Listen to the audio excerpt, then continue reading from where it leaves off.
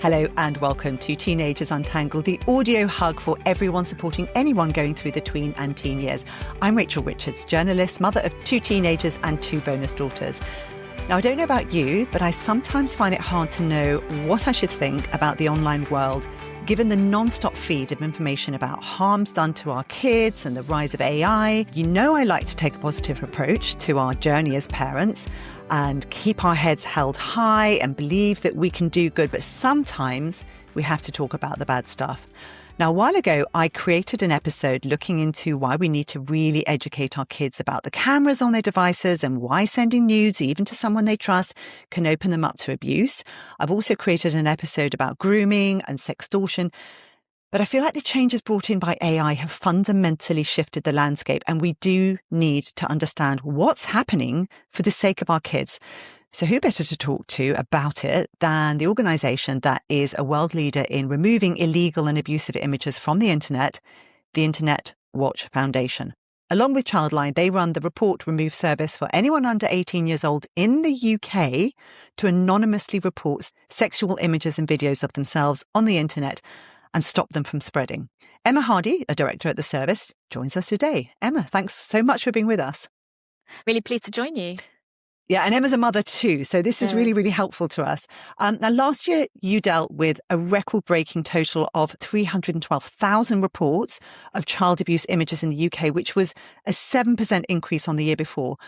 What do these figures tell us about the online world our children are growing up in, especially compared to, like I was parenting young teens and tweens 5-10 years ago, and they're a bit older now. So for people who are starting to come through, what should we be thinking about this? So everything I say now comes from my experience having worked at the IWF for almost 15 years, which is an incredibly long time to work in this area. And I can say that it feels like the problem is getting worse despite our best efforts. So that figure you gave, the 312,000, that is where we have received a report to our hotline filled with analysts that actually sit in Cambridge, and they have looked and they said, yes, we can see at least one or many images and videos that show the sexual abuse of children on that webpage. So the amount of content associated with each report could vastly exceed that 312,000. Yes. And this is content that we trace to being all over the world. So whilst we do this work in the UK, we work globally. So much of what we see is repeatedly shared over and over and over again. And our job is to try and stop that sharing, stop that imagery. And we are very good at what we do.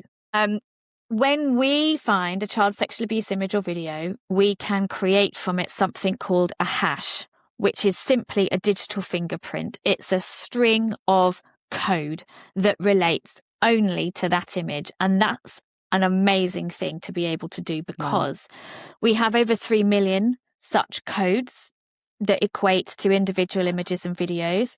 And we supply those to tech companies and platforms. And when they use them, that can prevent that matching image from being uploaded. So if someone downloads that image and then they say, right, I'm going to upload it to this social media platform, let's just say that. I think they'd be a fool to try and do that. But let's just say someone's tried to do that. Then instantly the back end of that platform would see if it matches anything on that list. And if it does, it would stop it from being uploaded. And then, of course, there's a whole load of questions about what would happen to that person who had tried to upload it. But we can stop the repeated uploading of images like that where a company works with us and takes that service that we're able to provide them. And we are really, really successful at getting tech companies to use that. But Really? The internet is huge. It's absolutely huge. Yes. And we only see a certain part of the internet. So, and when we're talking about child sexual abuse, if it's a nude that a child has shared with somebody who's contacted them, would that qualify, or is that something completely different? That would qualify as a child, but could potentially qualify as a child sexual abuse image. So I think there's lots of ways in which imagery could be gained from children and gained of children that's then shared. Let's start with a scenario where perhaps you've got a couple of teenagers. They're both under the age of 18. They're in a relationship. They trust each other. They have devices and they're sharing nude imagery as part of their relationship. Technically speaking, that could well be child sexual abuse imagery. It might pass the criminal threshold, but for them, it's within a trusted relationship. Sometimes we find that imagery out in the wild on the open internet. And of course, that signals that somebody in that relationship wasn't very trustworthy and they've shared it outside that sphere of trust. And that does happen.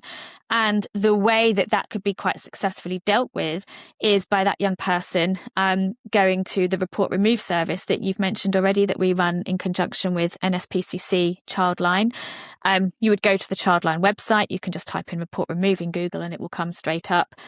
That young person can submit the image or video or multiple images or videos, and it will come through to the analysts in our hotline in Cambridge. Now, our analysts in Cambridge don't know anything about that young person. All they know is it's come through report remove and this is the image. Childline does have details about the person, but they can't see the imagery, but they can wrap that blanket of care around the child and offer them counselling services should they need it and give them that reassurance that they are doing the right thing. When it comes to us, we'll assess that image, like does it contravene UK law? And we can then do that system of creating a hash from it. So we can create that digital fingerprint. It goes on our list of digital fingerprints that go out to tech companies, and it will stop it from being uploaded to platforms where that list is deployed. So that is something that can give that teen that control, that sense of control back. Now, I want to come back to the issue of sextortion, which you mentioned earlier, having done a podcast on, because that is a really, really important tool for anyone in that scenario. The other thing that we've seen for many years, and we started tracking this really in about 2012, is the type of imagery that's created and captured where a child has no adult physically present in the room, but what that child has is a device. It could be a laptop, it could be a phone, it could be a tablet, a webcam, like I'm talking to you now. And that child needs to have a certain environment around them, so somewhere private. They might have another child, another sibling in the room with them, but it needs to be somewhere private. It's typically a bedroom or a bathroom, and somebody will contact them over the internet and will groom and coerce and encourage them into some kind of sexual activity. Now, somebody is capturing that along the way, whether it's the child, whether it's the offender on the other side of that camera. It doesn't matter who it is, but it's got into the wrong hands, that material has. And we found it, once it's gone onto the open internet, being shared quite often with people who have a sexual interest in children. It enters this marketplace. Now, we know from research that we did a few years back with Britain Thinks, we were asking young people and we were asking parents about this, and from what we can see of offenders and their conversations they're having online, there's a number of things going on here. So for that child or young person, they might think they're playing a game. Maybe they're a great dancer and they just want an audience to show off their dancing. Who doesn't remember doing that when they were young? Except they're being goaded into something where they might not be fully dressed. Or maybe they're good at gymnastics and they're asked to do a handstand, but, do a handstand wearing a skirt. And so very often things will be dressed up as a game. There's also predators, offenders, sexual abusers prey on this this popularity thing. I mean, we all want to feel popular. We all want to be liked. It's no different, regardless of how old you are. And the offenders will tell the young people, "Oh, you're so beautiful. Aren't you pretty?" Yes. Certain platforms will allow them to offer them gems or hearts. It makes them feel good. It's just reinforcing that feeling of affirmation. Who, when you're growing up, let's say you're 12 years old and you're starting to get these, you understand what it is to be popular and liked, and somebody is doing that and they're filling that for you. And offenders know this and they prey on this. So you can see how it very, very quickly you can go from a scenario that's completely innocuous to a scenario all of a sudden where there's clothes being removed and topless pictures of genitals, for example, being shown because they're in following instructions. There's some videos, heartbreaking videos, where the child is going, "What? What's that? I don't understand. What's that word?" Because they're being asked to do things that they don't know what these things are. And then they're reading again. "Oh, okay, you mean like this?" And they're responding back to somebody. But the environment is, you need the tech, you need some kind of camera that's capturing it, and the child needs to feel like they're in a private space when they're doing that. Yes. 11 to 13-year-old children are most at risk. That's who we see most often in this type of imagery. But more and more, we are seeing the 7 to 10-year-olds coming up fast behind the 11 to 13s. Ooh. So as parents, we have to think, and educators have to think, how do we help them when we're often incapable? We can't make a difference between how a platform is designed, and we can't influence the activities of a sexual offender or predator that we know nothing about. But what can we do as parents and carers in the family home? What can educators do to help our children in those scenarios to have that critical thinking? Because it's awful to say, but how do we help them pull up their defences when they might not even recognise what's going on? Because it feels like a game, it feels fun, they're getting this adoration.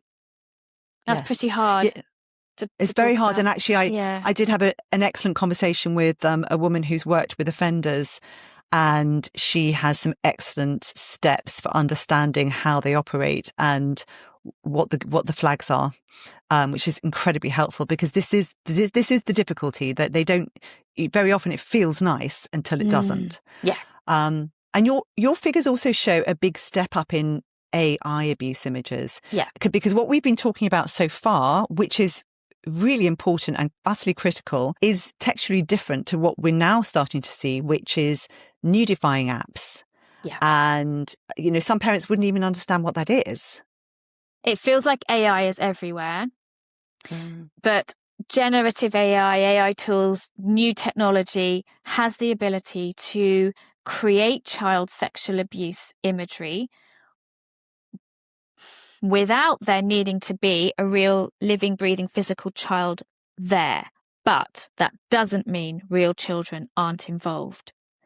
So we see how existing victims of sexual abuse or this type of imagery that's already circulating online, how AI can take the likeness of that child and place them into new scenarios. So we know that some sex offenders collect images of the same child, like you might collect football cards or whatever it is that you collect. But let's just say that child has never been seen in a sexual abuse image on the beach and they really want to see that. There are tools out there that will enable those people to be able to just, whatever they have in their head as a fantasy, you can type it, you can give it as an instruction to AI and it can create it. So you can create new material that shows children who are existing victims of sexual abuse. So their being a victim just continues in the imagery that lives on, that they might not have actually appeared in.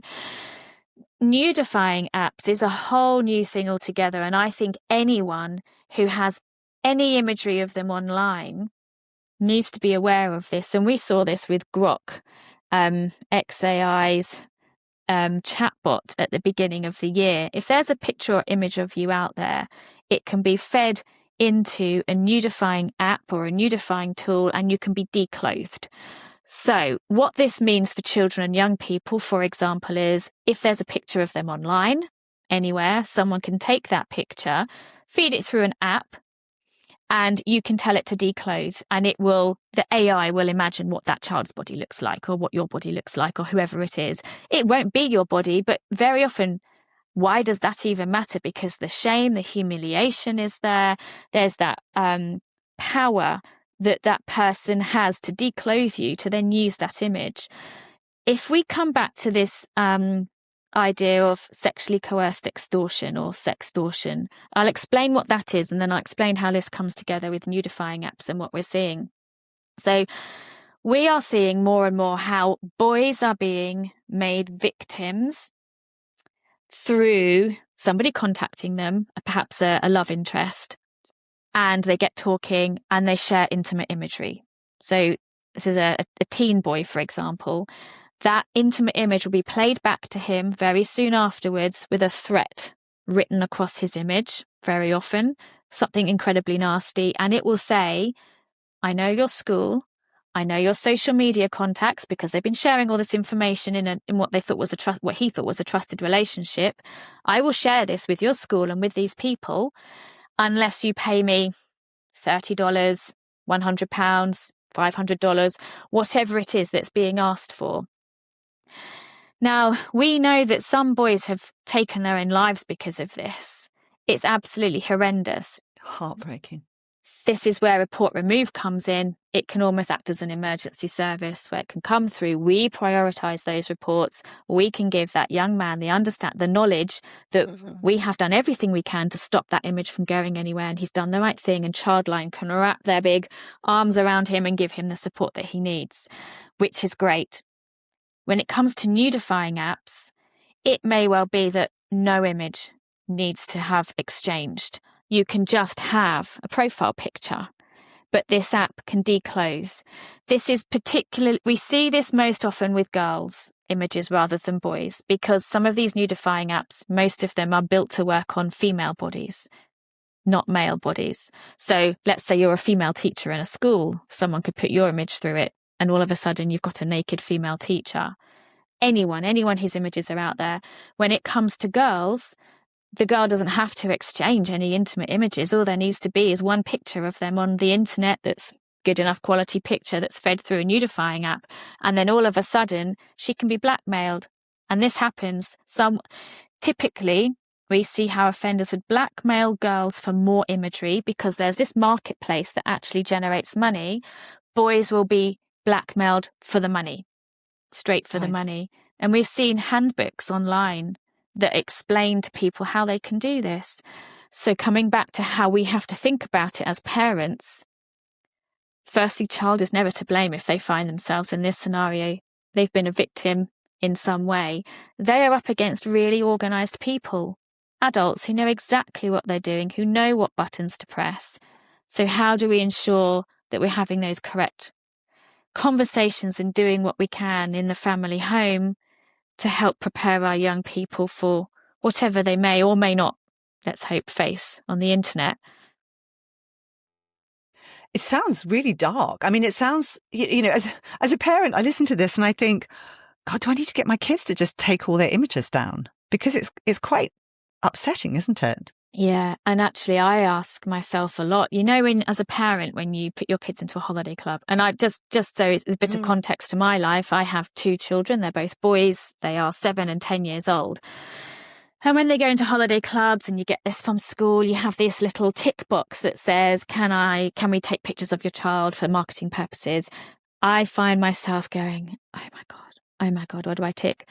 I want to tick no, and I'm increasingly ticking no, you can't take pictures of my child.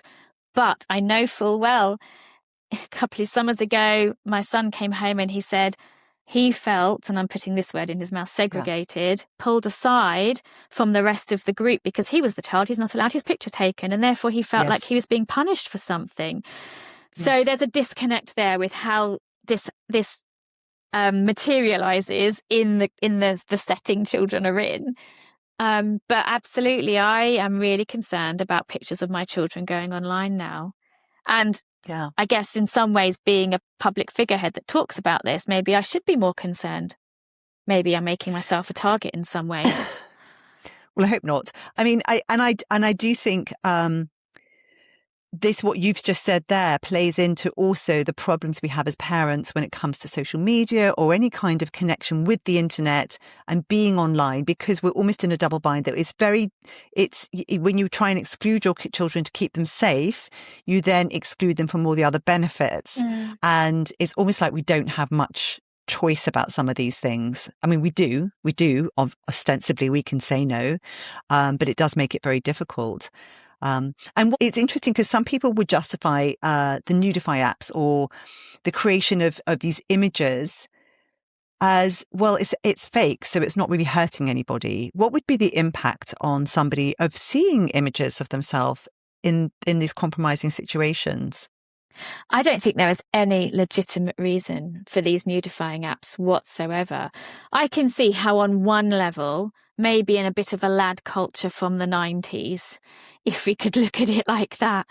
Oh, it's just a joke, it's a bit of fun. But when these are actually targeting women, they work on women's bodies, they're being used for the purposes of bullying, humiliation, shaming, blackmail. Where is the room for a joke in that? And when you're talking about them being used to create illegal imagery, child sexual abuse imagery, there is no justification for these. And actually, these tools are going to be banned. The government is changing the rules. These tools are going to be banned. I mean, there's lots of detail, I'm sure, to work through about how operationally that happens. But I think that's a good signal. That is a really good signal as a society that we will not tolerate. Yeah. No. And so for parents, how can they talk about these risks without making their children feel frightened, having to constantly monitor them? What do we say? Yeah, this is a really tough one. And actually, I think the what do we say will be different for every family environment, because no family is a carbon copy of another family. So maybe we'll just put that out there. We actually have some resources, and we also run some campaigns, which I'm feeling slightly lighter being able to talk about this because it's more lighthearted. I've said some really gloomy, horrendous stuff. Yeah. But actually, we can look at this in quite a fun way. And we try and do this at the Internet Watch Foundation. So we actually have a campaign that goes out to parents and it goes out to teens and educators, where we simply use rude fruit. So it's like a peach that looks a little bit like a bottom, and it's a banana with a bit of cream on it. And I have to say, we got complaints about the banana from parents, but, and this is me getting my butt in first before anyone complains if they go and look at this, that was created by children and young people themselves. They co-created the banana with cream because it was funny. So anyway, we have some funny imagery, and we raise this issue of sharing of nudes. We use language like nudes. We don't need to talk about child sexual abuse. Nudes is absolutely fine. And that's a word that is typically used among young people. Yes, they will use that. Yeah. Yes. Keep well away from the scary term like child sexual abuse. And it's the campaign is designed, when it comes to parents and carers, to get parents and carers to realise that these conversations need to be had. And actually we did some work with the International Policing and Public Protection Research Institute at Anglia Ruskin University. And what we discovered is good quality conversations within the family home, regardless of what the makeup of your family home is the best superpower that you have as a parent in order to keep your children safe online, because you need to have that trust there. And if something goes wrong, the best thing you can do is establish yourself as a trusted adult to take that issue to, not to get angry. And in fact, a lot of our materials, the first message we give is don't get angry, because, you could just think, oh my God, you stupid whatever. What have you done doing this, sending this image?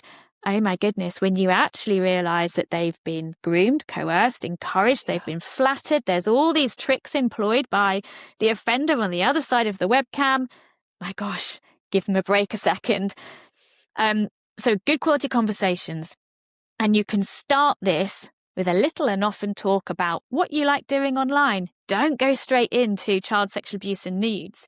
Create an understanding that we can talk about stuff that happens online in the family home. And maybe while I'm sat down at dinner, I could just say something like, gosh, I saw something really funny on the internet today. It was this. Or, you know what? I saw this thing today when I was scrolling through Instagram. I don't know why, but it just unsettled me a little bit. What do you think? Do you ever see stuff on whatever, TikTok or, whatever the platform of choice is? Do you ever see stuff that makes you feel a bit unsettled as well? What do you think I should do about it? Because very often young people have a fairly good idea about what you should do. And if you see there's gaps, like, I don't know, I get my kids as young as they are, they have gamer names, we call it. Don't use your real name, you use a made up name, you have your gamer name. And I'll just emphasize, like, you don't give the real details about where you live ever. We don't share passwords. So I guess when you have this dialogue, look for where the gaps are. And can you just go, oh, you know what? It's a really good idea that you just don't share that level, because you never really know how anyone is. Or this is something that my kid said to me. Oh, I know when I'm in the kid area for this, whatever the game is, that it's only kids in there. And I was like, do you know that? I said, I wonder. It's like, how do you know that someone isn't a 40-year-old man just pretending that they're 10 years old? And they're like, oh, I don't know. And I was like, maybe you can't know that. Maybe we don't know actually that everybody is as young as you think they are.